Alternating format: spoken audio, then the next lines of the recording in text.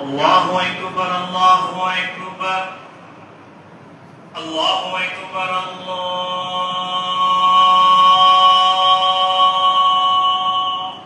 أكبر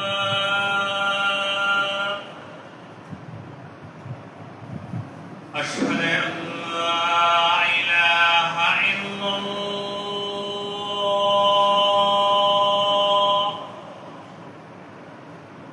أشهد أن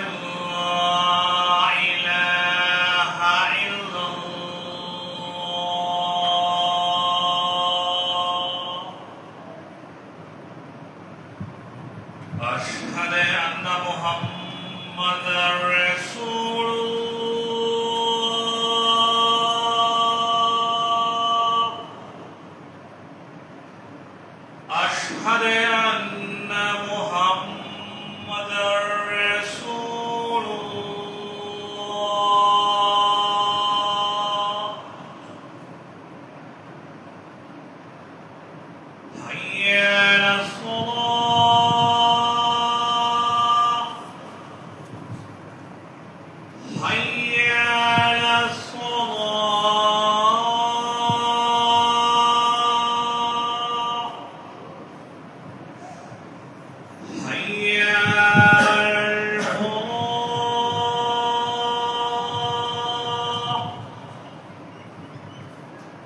حي على الفلاح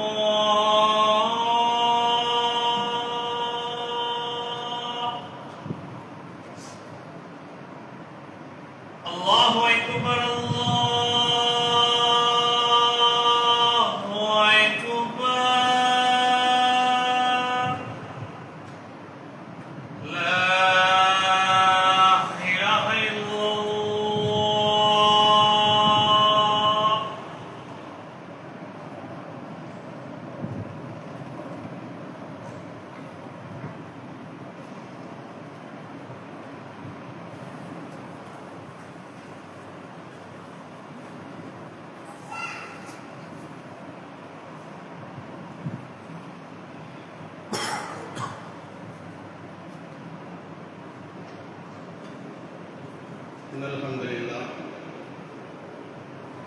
إن الحمد لله نحمده ونستعينه ونستغفره ونؤمن به ونتوكل عليه نعوذ بالله من شرور أنفسنا ومن سيئات أعمالنا من يهده الله فلا مضل له أشهد أن لا إله إلا الله وحده لا شريك له أشهد أن محمدا عبده ورسوله فقال الله تعالى في القرآن العظيم والفرقان المجيد ஆகுக என்ற ஒரு சொல்லை கொண்டு இந்த பிரபஞ்சத்தையும் கோடான கோடி ஜீவராசிகளையும் படைத்து உணவளித்து காத்து வரும் எல்லாம் வல்ல அல்லாஹ்வை போற்றி புகழ்ந்தவனாக வார்த்தைகள் சிறந்தது அல்லாஹ்வுடைய வார்த்தைகள் திருமறை குர்ஆனாகும் வழிமுறைகள் சிறந்தது நமது உயிரிலும் மேலான நபிகள் நாயகம் ஸல்லல்லாஹு அலைஹி வஸல்லம் அவர்களுடைய வழிமுறையாகும். இவை இரண்டும் தவிர்த்து இந்த இஸ்லாமிய மார்க்கத்தில் புதியதாக ஏற்படுத்தப்பட்ட ஒவ்வொரு வணக்க வழிபாடுகளும் ஒவ்வொரு ஹராம் ஹலால்களும் பிதுஅத் அனாச்சாரமாகும். அதை பின்பற்றுவோரை அதன் அருகில் கொண்டு போய் சேர்க்கும் என்கின்ற அல்லாஹ்வின் தூதர் ஸல்லல்லாஹு அலைஹி வஸல்லம் அவர்களுடைய எச்சரிக்கையை நினைவு கூர்ந்தவனாக இந்த ஜும்ஆவின் உரையை ஆரம்பம் செய்கிறேன். இந்த ஏகத்துவத்தில் நிலைத்து நிற்பதற்காக அல்லாஹ்வும் அல்லாஹ்வுடைய தூதரும் அதை தொடர்ந்து வந்த இஸ்லாமிய வரலாறுகளிலும் முஸ்லிம்களுக்கு நிறைய படிப்பினை இருக்கிறது. கடந்த மார்ச் மாத இறுதியில் வரை உலக மக்கள் தொகை 830 கோடி ஆகும். அதில் முஸ்லிம்கள் 245 248 கோடி பேர் இருப்பதாக புள்ளி விவரம் சொல்லுகிறது. அப்படியானால் இந்த உலகத்தில் வாழக்கூடிய 4 பேரில் ஒருவர் முஸ்லிம் என்கின்ற கணக்கு இதன் வாயிலாக நமக்கு கிடைக்கிறது. இந்த முஸ்லிம்களுடைய பிளவுகளை எடுத்து பார்த்தோமேயானால் சியாக்கள் 37 கோடி பேராகவும் சாஃபி மதஹபை சேர்ந்தவர்கள் 35 கோடி பேராகவும்,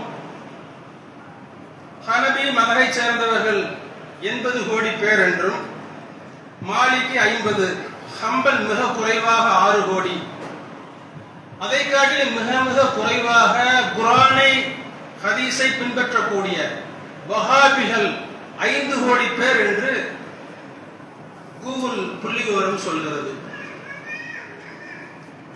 அப்படியானால் இது நமக்கு நிறைய படிப்பினைகள் இருக்கிறது. நாம் 5 நேரம் தொழுகின்றோம், நோன்பு நோக்கின்றோம், இன்னபிற எல்லா விதமான இபாதத்துக்களையும் செய்கின்றோம். ஆனால் குர்ஆன் ஹதீஸில் இருந்து விலகி செல்லக்கூடியவர்களாக 245 கோடியில் 240 கோடி பேர் இருக்கின்றோம். 5 கோடி பேர் தான் குர்ஆன் ஹதீஸை பற்றி பிடித்தவர்களாக இருக்கின்றோம். இந்த குர்ஆன் ஹதீஸ் என்கின்ற அமைப்பு ஒரு 30 ஆண்டு காலத்திற்கு முன்பாக தமிழகத்தில் தோற்றுவிக்கப்பட்டது. அதில் பல்லாயிரம் தலைவர்களை இன்று இந்த அமைப்பில் காணோம், ஓடிவிட்டார்கள். இந்த ஏகத்துவத்தில் இருந்து மரணிப்பது என்பது மிகப்பெரிய பாக்கியமாக இருக்கிறது. இந்த ஏகத்துவத்தில் நகமும் சதையும் போன்று இருக்க வேண்டும். இந்த ஏகத்துவ கொள்கையில் சதையின் மீது போர்த்தப்பட்ட தோல் போன்று இருக்க வேண்டும். அந்த தோலை உரித்தால் எப்படி வேதனை ஏற்படுமோ அப்படியாக குர்ஆன் ஹதீஸிலிருந்து விலகும் போது ஒரு முஸ்லிமுக்கு வேதனை ஏற்பட வேண்டும். அப்படியானால் தான் இதில் பயணிக்க முடியும். இதை நிறுவிய தலைவர் என்று இல்லை, இதில் இருந்த நட்சத்திர பேச்சாளர்கள் எல்லாம் இன்று இல்லை. அதை நாம் விளங்கிக் கொள்ள வேண்டும். இதுதான் நபிகள் நாயகம் ஸல்லல்லாஹு அலைஹி வஸல்லம் அவருடைய காலத்திற்கு பிறகும் நடந்தது. அதைத்தான் அல்லாஹ்வின் தூதர் ஸல்லல்லாஹு அலைஹி வஸல்லம் அவர்கள் பித்அத் என்று சொல்லிவிட்டு சென்றார்கள். பித்அத் என்றால் என்ன, ஷரியத் என்றால் என்ன? ஷரியத் போன்று பித்அத் தெரியும். இப்ப சினிமாக்காரர்கள் தாயத்து விற்பதை முஸ்லிம்களை காட்டுவார்கள். அது முஸ்லிம்களுக்குள்ளே சடங்கு என்று காண்பிக்கப்படும். ஆனால் அது பித்அத், அது நரகத்திற்கு இட்டு செல்லக்கூடியது. அப்ப ஷரியத் என்ன என்பதை நாம் விளங்கிக் கொள்ள வேண்டும். பித்அத் என்றால் ஷரியத்தை புறக்கணிப்பது அல்லது ஷரியத்தை வெறுப்பது. ஷரியத் என்கின்ற கட்டுக்கோப்புக்குள் இருக்க முடியாமல் தப்பிச் செல்வது என்பதை நாம் விளங்கிக் கொள்ள வேண்டும். நபிகள் ஸல்லல்லாஹு அலைஹி வஸல்லம் அவர்களுடைய காலத்திலேயே பித்அத்வாதிகள் துவங்கி விட்டார்கள். வரலாறுகளில் பார்க்க முடிகிறது. அவர்கள் ஒன்று கவாரிஜிகள் என்று கூறப்படும் கார்ஜியாக்கள், 2 ஷியாக்கள். இந்த இருவர் தான் ஒன்று என்று ஆரம்பிக்கின்றார்கள். இந்த பித்அத்துக்கு அடுத்த கட்டம் என்ன? ஷிர்க். பித்அத்தை விட்டால் அடுத்த ஷிர்க்ல தான் போய் நிற்கும். அவர் பெயரளவிலான முஸ்லீமாக கணக்கிடப்படுவார், ஆனால் அவர் இஸ்லாத்தில் இருக்க மாட்டார். இந்த ஷியாக்களுக்கு பிறகுதான் மதஹபுகள் எல்லாம் தோன்றுகிறது, சூஃபிசம் தோன்றுகிறது, தரீகா தோன்றுகிறது. உலகத்தின் வழிகட்ட கூட்டத்தின் உச்சம் ஷியாக்கள் என்று சொல்கிறார்கள். அதனுடைய வரலாறை நாம் தெரிந்து கொண்டால் நாம் இந்த ஷரியத்தில் எப்படி உறுதியாக இருக்க வேண்டும் என்கின்ற படிப்பினை நமக்கு கிடைக்கும். நபிகள் நாயகம் ஸல்லல்லாஹு அலைஹி வஸல்லம் அவருடைய காலம் கிபி 570 632. அவர்களுடைய வாழ்வு அவர்களுடைய நபித்துவ வாழ்வு 610 632. மெக்கா வாழ்வு 13 ஆண்டு காலம், மதீனா வாழ்வு 10 ஆண்டு காலம். கலீஃபாக்களின் ஆட்சி காலம். அதற்கு பிறகு அபூபக்கர் சித்திக் ரலியல்லாஹு அன்ஹு அவர்கள், உமர் ரலியல்லாஹு அன்ஹு அவர்கள், உஸ்மான், அலி ரலியல்லாஹு அன்ஹு அவர்கள் என்று 4 கலீஃபாக்கள் அவர்களுக்கு பிறகாக வருகிறார்கள். இவர்களைத்தான் ராஷிதீன் கலீஃபா என்று அழைக்கப்படுகிறது. அதாவது நேர் வழி நின்ற ஆட்சியாளர்கள். நபிகள் நாயகம் ஸல்லல்லாஹு அலைஹி வஸல்லம் அவர்களுடைய ஆட்சிக்கு மிகப்பெரிய அத்தாட்சியாக இவர்கள் இருந்தார்கள். அல்லாஹ்வின் தூதருடைய ஆட்சியை நீங்கள் எடுத்து சொல்லுங்கள் என்று தலைமையிலிருந்து அறிவிப்பு செய்யப்பட்டிருக்கிறது. அப்படியான ஒரு அருமையான ஆட்சி உலகத்தில் இன்று வரை இல்லை. இப்படியான ஆட்சியை அல்லாஹ்வின் தூதர் அவர்கள் செய்தார்கள். அதற்கு பிறகு 4 கலீஃபாக்கள் செய்தார்கள். இதுதான் ராஷிதீன் கலீஃபா ஆட்சி என்று சொல்லப்படுகிறது. மிகப்பெரிய அளவில் குழப்பமும் கொலையும் உஸ்மான் ரலியல்லாஹு அன்ஹு அவர்களுடைய காலத்திலிருந்து அலி ரலியல்லாஹு அன்ஹு அவர்களுடைய காலம் வரை நிகழ்ந்ததாக வரலாறுகளில் பார்க்க முடிகிறது. உஸ்மான் ரலியல்லாஹு அன்ஹு அவர்களுடைய சிறப்பை நாம் தெரிந்து வைத்துக் கொள்ள வேண்டும். இந்த 4 சஹாபாக்கள் மிக முக்கியமானவர்கள். இந்த 4 சஹாபாக்கள் இஸ்லாமிய ஆட்சிக்கு முன்மாதிரியானவர்கள். இந்த இஸ்லாமிய ஆட்சியை செலுத்தியதில் படுகொலை செய்யப்பட்டவர்கள் என்கின்ற பட்டியலில் இஸ்லாமிய ஆட்சியின் மீதுள்ள வெறுப்பில் படுகொலை செய்யப்பட்டவர்கள். உமர் ரலியல்லாஹு அன்ஹு அவர்கள் ஒரு அற்பமான காரியத்திற்கு முஸ்லிம் அல்லாதவரால் கொலை செய்யப்பட்டார். ஆனால் உஸ்மான் ரலியல்லாஹு அன்ஹு அவர்களும் அலி ரலியல்லாஹு அன்ஹு அவர்களும் முஸ்லிம்களால் படுகொலை செய்யப்பட்டார்கள். உமர் ரலியல்லாஹு அன்ஹு அவர்கள் கொலை செய்யப்படுகிறார்கள். அப்பொழுது மக்களிடம் விசாரிக்கிறார்கள், என்னை கொலை செய்தவன் யார் என்று. அவன் முஸ்லிம் அல்ல, ஒரு காஃபிர் என்று சொன்னவுடன் அல்ஹம்துலில்லாஹ் என்று சொன்னார்கள். ஆனால் உஸ்மான் ரலியல்லாஹு அன்ஹு அவர்களையும் அலி ரலியல்லாஹு அன்ஹு அவர்களையும் லா இலாஹ இல்லல்லாஹ் முஹம்மது ரசூலுல்லாஹ் என்று சொன்ன முஸ்லிம்களால் அவர்கள் கொல்லப்படுவது மிகப்பெரிய சோதனை. அல்லாஹ்வின் தூதர் அவர்கள் சொல்லுகிறார்கள், முஸ்லிம்களுக்குள் கொலை இருக்கக்கூடாது, அப்படியாக இருந்தால் இருவருக்குமே நரகம் என்று சொல்லிவிட்டு சென்றிருக்கிறார்கள். ஆனால் இந்த சஹாபியர் எல்லாம் சொர்க்கம் நிச்சயிக்கப்பட்டவர்கள். அப்ப உஸ்மான் ரலியல்லாஹு அன்ஹு அவர்களை பற்றி அல்லாஹ்வின் தூதர் அவர்கள் எப்படி புரிந்து வைத்திருந்தார்கள், அந்த மக்கள் எல்லாம் எப்படி புரிந்து வைத்திருந்தார்கள் என்றால், உஸ்மான் ரலியல்லாஹு அன்ஹு அவர்கள் மிகவும் மென்மையானவர்கள், அதிகம் வெட்கப்படக்கூடியவர்கள். அதன் காரணமாக நபிகள் நாயகம் ஸல்லல்லாஹு அலைஹி வஸல்லம் அவர்கள் தங்களுடைய மகளை விரும்பி திருமணம் செய்து வைக்கிறார்கள். ருக்கையா ரலியல்லாஹு அன்ஹு அவர்களை உஸ்மான் ரலியல்லாஹு அன்ஹு அவர்களுக்கு திருமணம் செய்து வைக்கிறார்கள். ருக்கையா ரலியல்லாஹு அன்ஹு அவர்கள் நோய்வாய்ப்பட்டு இறந்து போகவே இன்னொரு மகளை அல்லாஹ்வின் தூதர் அவர்கள் திருமணம் செய்து வைக்கிறார்கள். அல்லாஹ்வின் தூதர் அவர்களுக்கு 4 மகள்கள், 2 மகள் திருமணம் முடித்தாகிவிட்டது. மீதம் இருந்த 2 மகள்களையும் மரணிக்க அடுத்தடுத்து திருமணம் செய்து வைக்கிறார்கள். அவர் மரணித்து போக எனக்கு இன்னொரு மகள் இருந்தால் நான் திருமணம் செய்து வைத்திருப்பேன், உஸ்மானுடைய முகத்தை என்னால் பார்க்க முடியவில்லை என்று நபிகள் நாயகம் ஸல்லல்லாஹு அலைஹி வஸல்லம் அவர்கள் கூறினார்கள். அதற்கு பிறகு 3 ஹிஜ்ரத் இஸ்லாமிய வரலாற்றில் நடக்கிறது. அதில் 2 ஹிஜ்ரத் அபிசீனியாவை நோக்கி, ஆப்பிரிக்க நாடு. மதீனாவுக்கு ஹிஜ்ரத் செய்தது முஸ்லிம்களுக்கு மிகப்பெரிய வெற்றியாக, சௌகரியமாக அமைந்தது. ஆனால் அபிசீனியா ஹிஜ்ரத் அப்படியானது அல்ல. அது ஆப்பிரிக்க நாடு, கடல் கடந்து செல்ல வேண்டும். இவர்களுடைய நிறம் வேறு, இவர்களுடைய மொழி வேறு, அவர்களுடைய நிறம் வேறு, அவர்களுடைய மொழி வேறு. இன்று போல அன்று சாப்பாட்டு இல்லங்களோ தங்குவதற்கான விடுதியோ இல்லை. சஹாபாக்கள் பயணித்து தெருவில் அமர்ந்திருந்தார்கள் என்று வரலாறில் பார்க்க முடிகிறது. அப்படியான முதல் கூட்டத்தில் 11 ஆண்களும் 4 பெண்களும் சென்றதாகவும், அதில் நபிகள் நாயகம் ஸல்லல்லாஹு அலைஹி வஸல்லம் அவர்களுடைய மருமகன் உஸ்மான் ரலியல்லாஹு அன்ஹு அவர்களும் அவருடைய மகளும் சென்றதாக உஸ்மான் ரலியல்லாஹு அன்ஹு அவர்களுடைய மாபெரும் தியாக வரலாறுகளில் நாம் படிக்க முடிகிறது. உஸ்மான் ரலியல்லாஹு அன்ஹு அவர்களுடைய சாதனையை நாம் எடுத்துக்கொண்டோமேயானால், குர்ஆனை ஒரு நூல் வடிவமாக தொகுத்தவர்கள். அதற்கு முன்பாக மரப்பட்டைகளிலும் எலும்பு துண்டுகளிலும் இன்ன பிற பொருட்களிலும் திருமறை குர்ஆன் எழுதப்பட்டிருந்தது. அதை ஒரு நூலாக அவர்கள் வடித்தவர்கள். அதை நூலாக வடித்து இஸ்லாமிய உலகமெங்கும் திருமறை குர்ஆனை அவர்கள் அனுப்பி வைத்தார்கள்.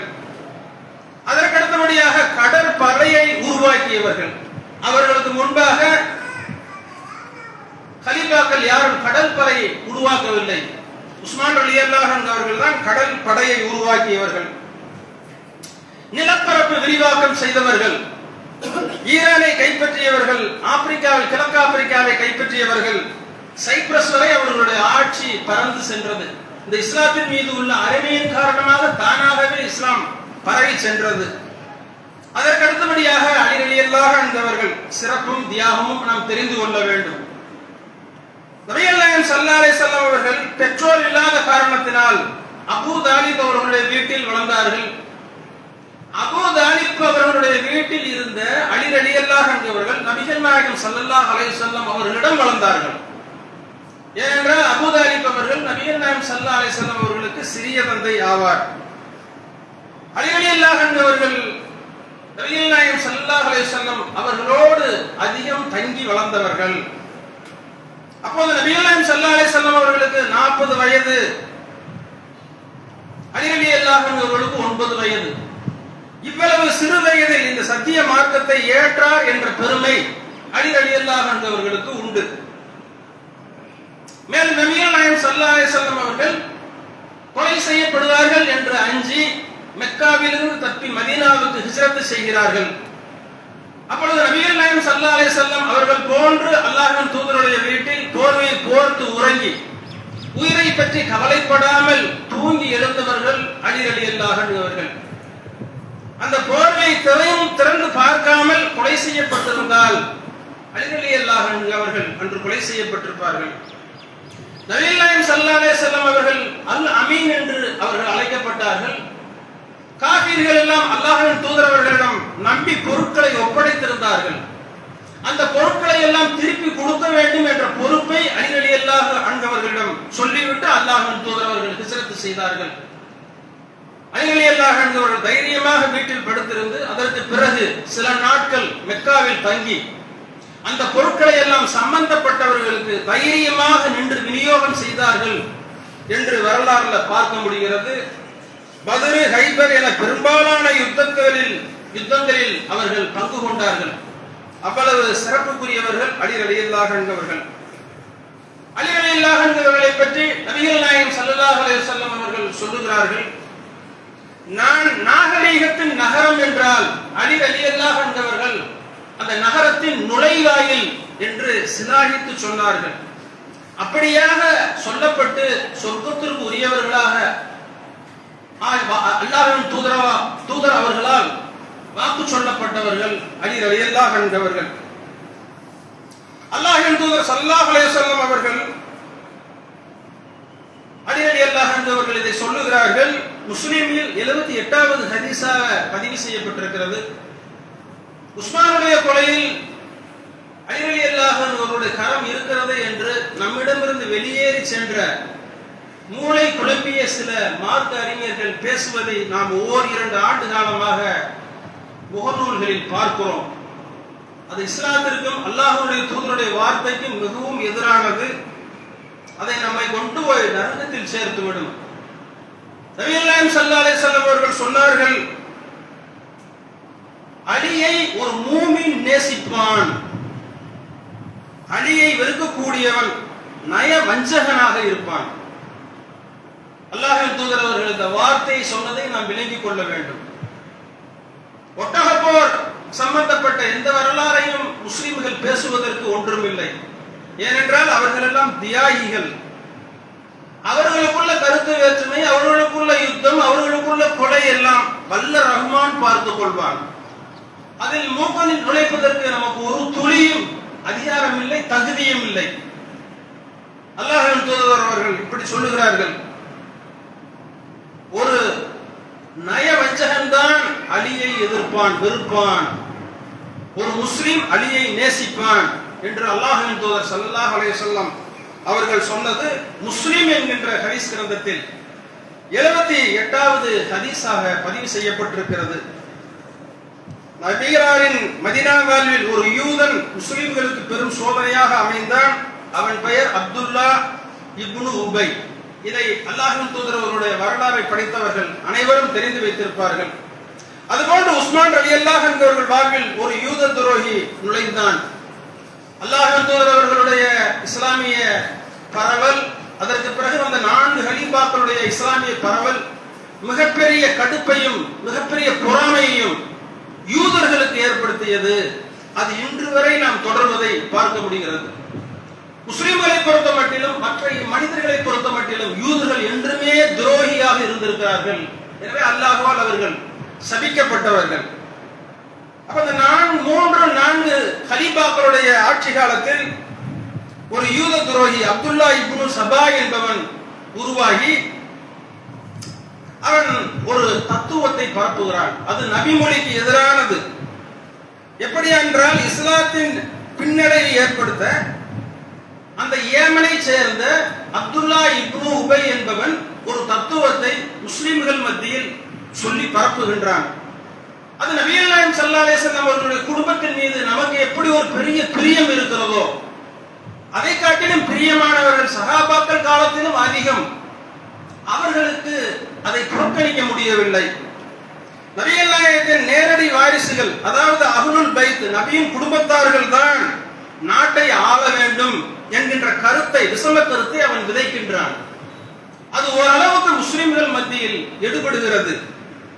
ஆனால் நபிகள் நாயகம் ஸல்லல்லாஹு அலைஹி வஸல்லம் அவர்களுடைய வாக்கு என்ன, கட்டளை என்ன என்றால், தங்களுடைய குடும்பத்தார்கள் யாரும் ஆட்சி அதிகாரத்துக்கு வரக்கூடாது. தங்களது குடும்பத்தார்கள் யாருக்குமே ஜக்காத்து பொருளில் பங்கு கிடையாது. நபிகள் நாயகம் ஸல்லல்லாஹு அலைஹி வஸல்லம் அவர்கள் யுத்தத்தில் ஈட்டிய பொருளாதாரத்தை கூட பொது நிதியில் தான் வைக்க வேண்டும் என்று சொல்லிவிட்டு சென்றார்கள்.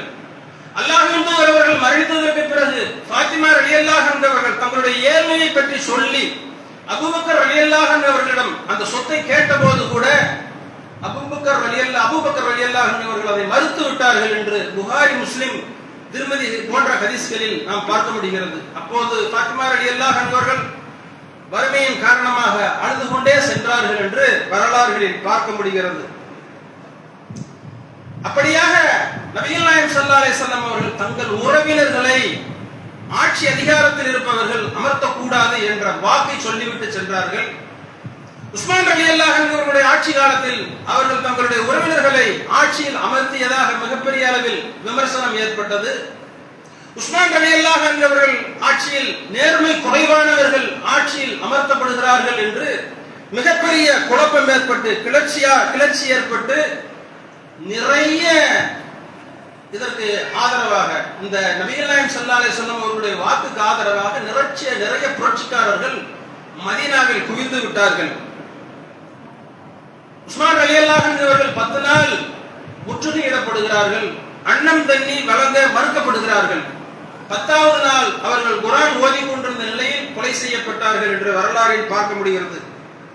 இந்த நிகழ்வு துல்ஹஜ் மாதம் ஹஜ்ஜுடைய நாட்களில் நடைபெற்றது. அநேக முக்கிய சஹாபாக்கள் ஆயிஷா ரலியல்லாஹு அன்ஹா அவர்கள் உட்பட அனைவரோடும் சேர்ந்து ஹஜ் கிரியைக்காக மெக்காவிற்கு சென்றிருந்தார்கள்.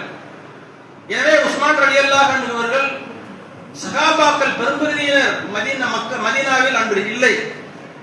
கொலையாளிகள் திருப்பி தாக்கப்படுவோம் என்ற உணர்ந்த அந்த கிளர்ச்சியாளர்கள் அவசரமாக மிக நுணுக்கமாக யோசித்து அலி ரலியல்லாஹு அன்ஹு அவர்களை ஆட்சியில் அமர்த்தி விட்டார்கள்.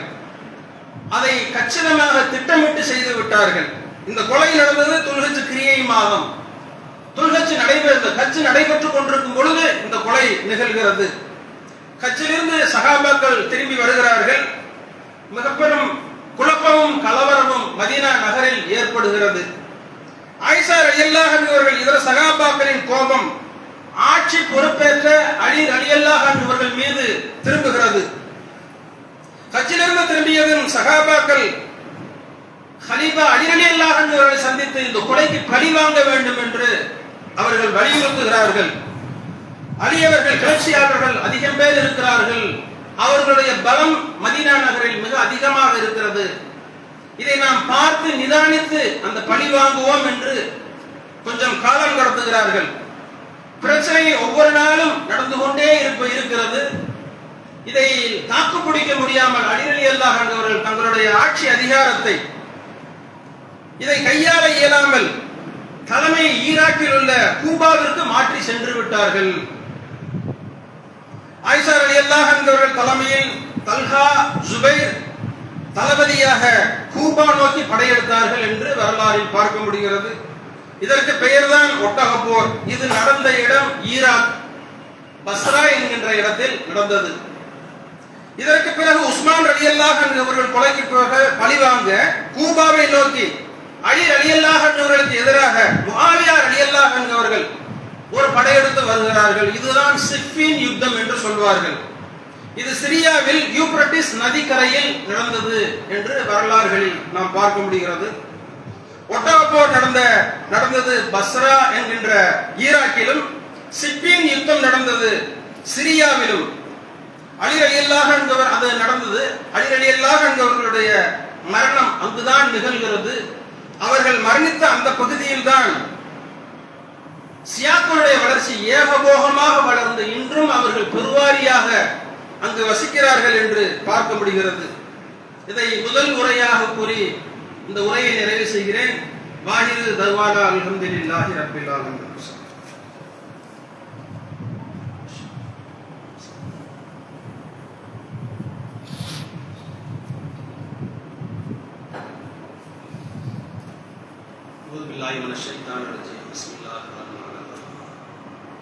இந்த பிதஅத்தில்